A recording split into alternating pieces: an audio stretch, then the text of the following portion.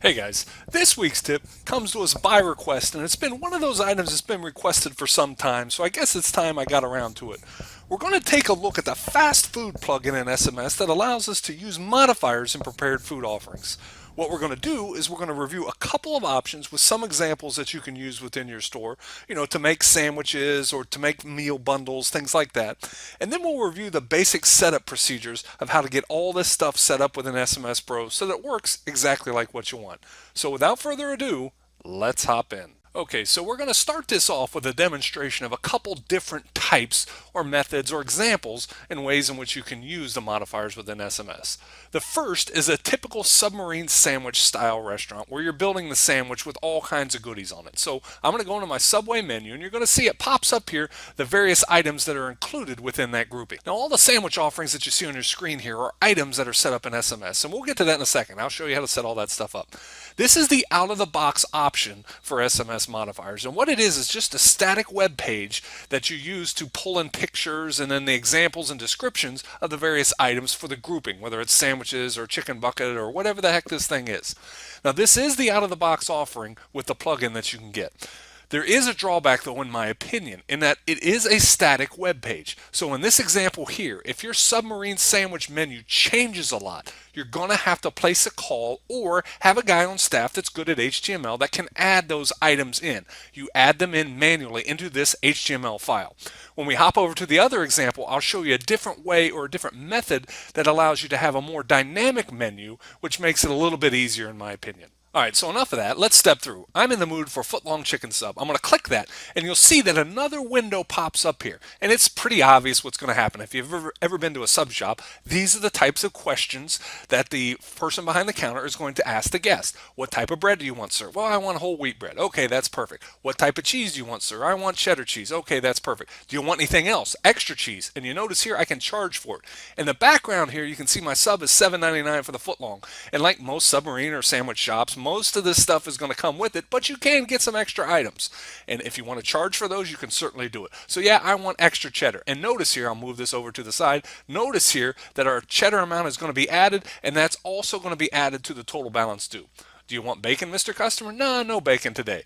Now we get to an option here that allows the customer to pick multiple items. Those previous screens that we were on, we can only pick one or the other. You couldn't pick both because you can't have whole wheat and white bread on the same bun because it'll make too much waste for the store there. So those offerings were one or the other. In this selection and in this menu here, you can choose multiple options. So let's step through it. So Mr. Customer, what all do you want on your sandwich today? Well, let me see. I want some mayo, give me some spicy mustard, throw some lettuce on there, some tomato and onion. Perfect. That's exactly what I want for lunch. Now you can see over here in the SMS POS screen that we're building out the order exactly how the customer wanted it. They got all this stuff up here that was a yes or a no, and then they got all the items or the condiments that could be who knows what depending on who the customer is. So that's kind of how we set this thing up. Now real quick, a couple other things. Let's say the customer says, heck, I screwed that up. I don't want whole wheat bread. So go back to the whole wheat bread menu here by just clicking on the button, the menu trail right up here at the top, and let's say they change it to regular bread. Okay, perfect. Now you got regular bread, and do you want to change the cheese? You can do that. Do you want to add extra cheese? Yes or no? You can make that change. Do you want bacon? No. And by the way, on my toppings, I want to go ahead and add green peppers. So you can add that. And you can see all of that is flowing through. So that's pretty cool. It's a step-by-step procedure of how to build the sandwich out based on what the customer wants. So one last thing here, you see this little note button right up here in the top of the screen. If we go ahead and hit that, that allows the cashier or the operator here to go ahead and type in a specific note that's about this particular order. So let's say in this case, the customer wants light mayo. So we just type in light mayo and we can go ahead and add that. So the customer has mayo on the order, but they just want a little bitty dab. They don't want a whole bunch. So this allows you to do that. Now, once you're done building out the order for the customer, all you simply have to do is hit the close button and you can see everything is built out here, including the note that the operator added. You can see that the general price of the sub is $7.99, the 99 cents for the extra cheese is there, and that's showing up in our balance due as well. Then we're just going to tender this puppy out, we're just going to cash it out, and you'll see a couple things here. Now on the receipt, now this could be a receipt sheet that you give the customer to maybe come back and pick it up at a later time. On that receipt, it has all the items that they want in their particular sandwich plus the note.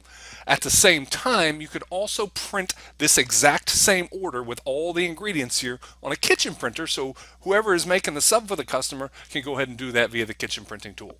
Now, let's look at one other option to this to show you a couple other variations of how you can use this modifier tool. Okay, so another example or typical use for the SMS modifiers functionality is the traditional value meal that most of you have probably bought at some time during your career at lunchtime. You know, you go buy the sandwich, you get the french fries, let's say, and a soda, and it all comes in a bundled price. So that's another typical use, and I want to simulate that by going into a chicken style restaurant where you're buying either a breakfast bucket or maybe a lunch bucket or a dinner bucket, you know, two-piece dinner, three-piece dinner, that type of thing. Now notice what happened in this case and in this example. Instead of going to a static HTML page where we showed pictures and the items that were in that grouping, I came to another button page. Now I don't have all the pretty pictures here, but what's cool about this scenario in my opinion is that we're still pulling the item descriptions directly from SMS Pro for the items that we set up. But this page is very, very dynamic. And by that I mean if we were to go add an item to this category here, and I'm going to show you that here in just a second, just for some giggles, if we add an item to this category, you're going to see a button pop up here automatically, and you don't do anything else. So I'm going to go back to the main menu so we can come back here. Now I'm going to hop back here to Pro, and I'm going to show you a little bit of magic because this part I think is pretty cool. All right, so this is the SMS Pro screen. You guys have seen this a gazillion times. We'll get back to explaining some of these fields here in just a second and go through the setup. I want to show you something that's kind of interesting and kind of neat on this button page though. So all I did is I pulled up all my chicken stuff here. You can see the dinners, the breakfast stuff, all that sort of stuff. Now I'm going to simulate adding a new item. Let's say it's seasonal or just something that I'm bringing in for a couple, 3 weeks. All I'm going to do to make this quick is I'm going to copy everything from this 4-piece dinner item. I went ahead and placed my new item up here already off screen. I'm going to double tap enter. It's going to say, hey, do you want to copy? Yep, I want to copy. And I want to go ahead and make one slight change. I'm going to, instead of a 4-piece, I'm going to make this a 5-piece dinner. Double tap down here in the POS description and save. So now I've got this. Now here's the total sex appeal I think about using this button page. I'm going to come back to the POS. I have not stopped the screen. I'm going to go back into my chicken menu and look at that. The 5-piece dinner that we just added, this item right here, was automatically added in a button. Now you have the option to change the size and the color and all that nonsense, but notice what happened. I came back, I added something to that set of menus, I come back to the button page, and now it's here. Don't believe me? Let's come back to the main item. Let's go back into Pro, and I'm going to go ahead and delete this 5-piece dinner. Yep, let's delete that thing. It destroys everything. I come back to the POS. I go back to my chicken menu, and look at that. The button is now gone. To me, that's pretty cool, and it's an easier and more effective use of your time if you have menus that change quite a bit. So let's go ahead and finish out this example of a chicken bucket. We're going to order our 4-piece. It's going to be what you expect. Pick your taters. I want mashed taters. Pick whatever your other side is, mac and cheese. Now pick your drink. This is just like the other sandwich example, except notice this time I don't have options. I can't pick multiple items, or there aren't any toppings or condiments that go on this. It's one or the other. I pick my Coke, and you'll see that price is going to get added to the bundle too if you want to do that. You also have the option to add in a note, and you can go back and forth if the customer changes his or her mind to pick. But again, this is a static menu. It's you pick one item from each group to build your value meal. The typical stuff that you see in fast food joints all the time. Now, let's hop over into Pro, and I'll show you how to set all this stuff up. So this is the typical SMS Pro screen that you've seen a gazillion times on these videos with all the item level information. The only difference is we've added the modifier table right over here to the right. And to get that, I went up to the item menu and just simply selected modifier down from the list. Now I'm going to go ahead and expand this out so we can get a nice big view of this now that we don't need the menus.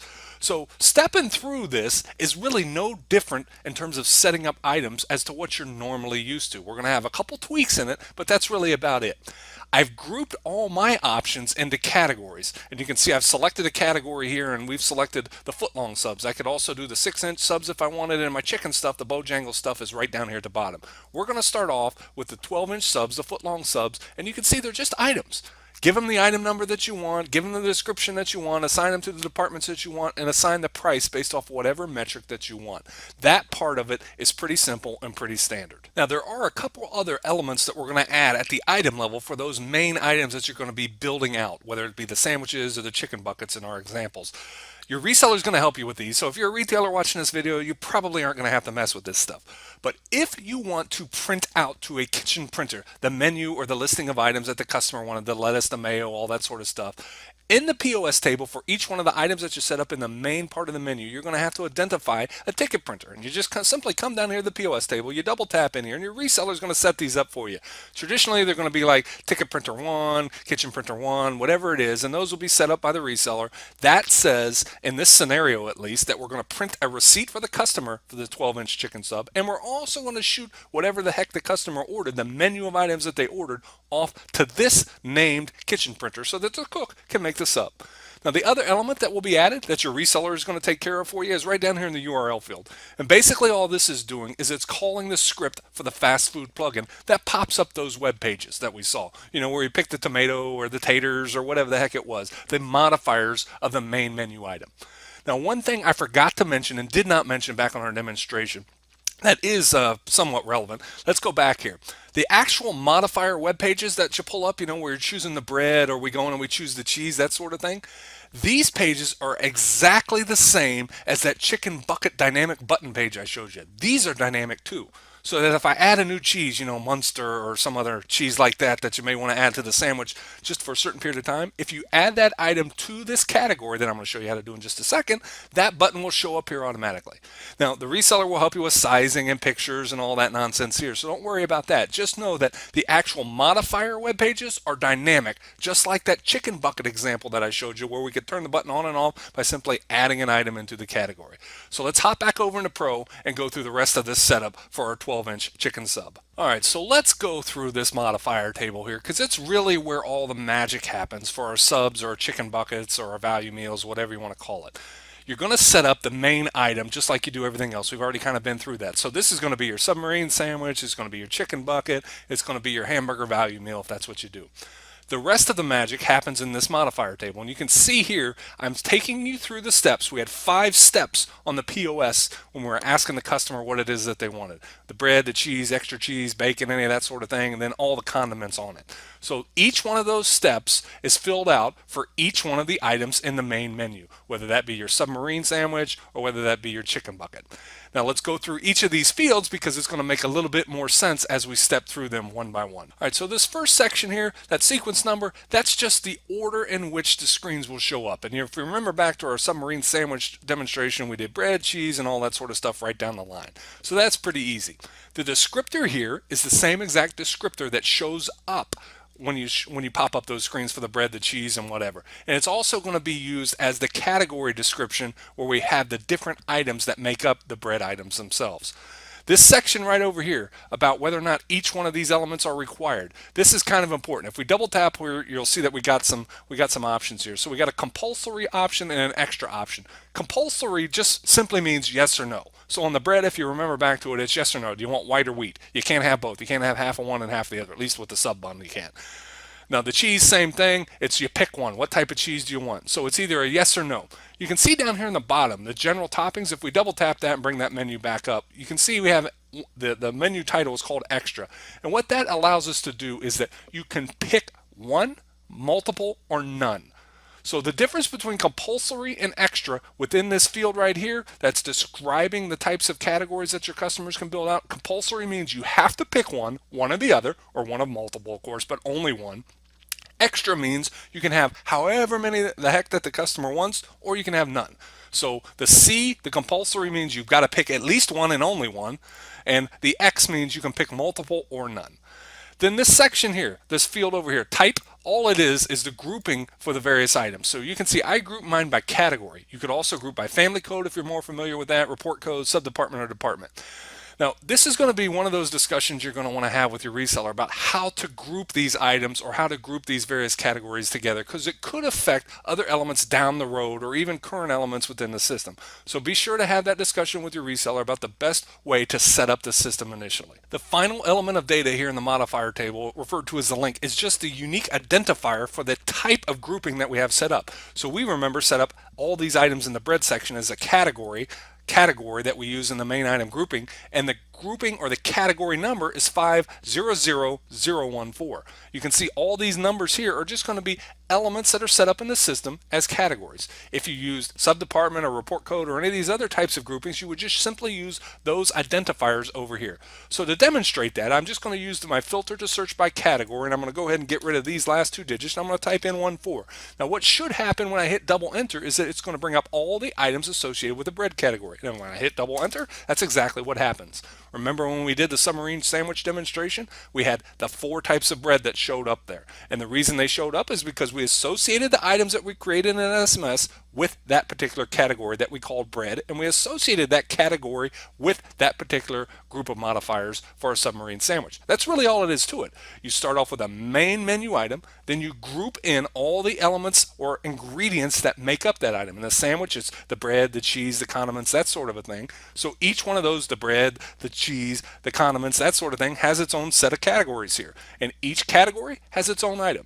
Now the rest is going to be up to you and how you run the store, whether or not you associate prices with these items or you just roll everything up into a main price. You can do it either way. But again, it's just items that are set up, grouped in a category in this example. That category then is linked to the recipe that we're making for that particular submarine sandwich or chicken bucket or whatever it may be. Just to expand on that real quick, let's go back to our main menu of items, our footlong subs. I'm going to go back in and put in the O2 category, double tap enter, bring back our subs again.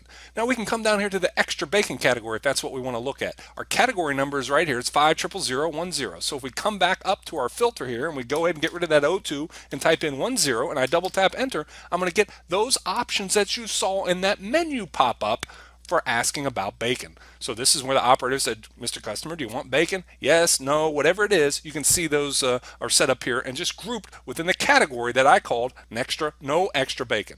Now, what you'll see here is on the item level within the groupings, there isn't a modifier table entry. And the reason is because these are the modifiers.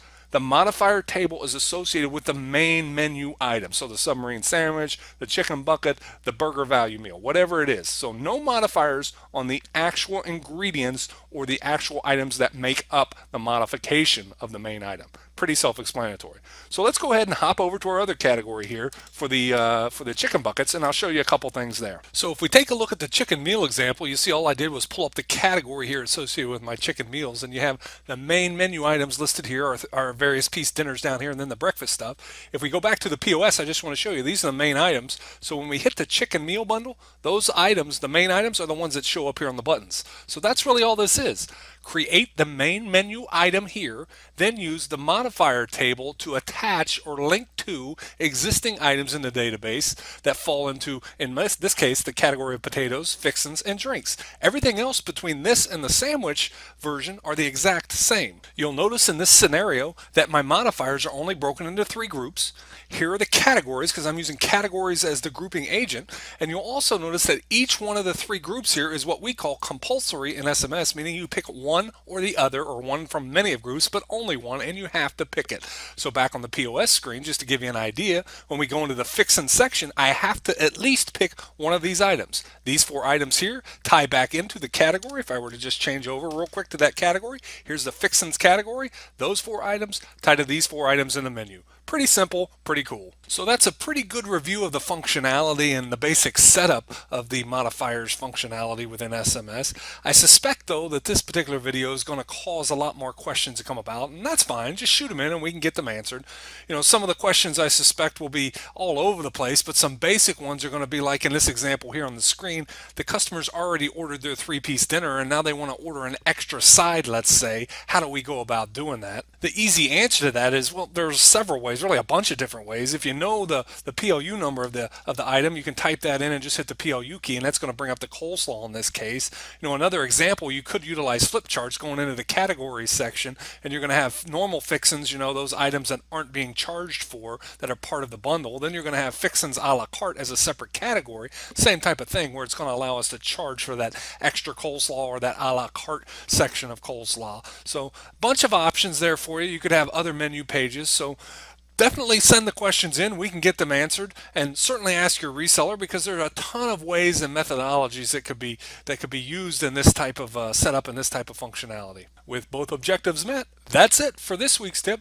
Hopefully, we've given you a couple ideas about how you can put typical food service technology to work in your own store yet today. Until next time, have a great day.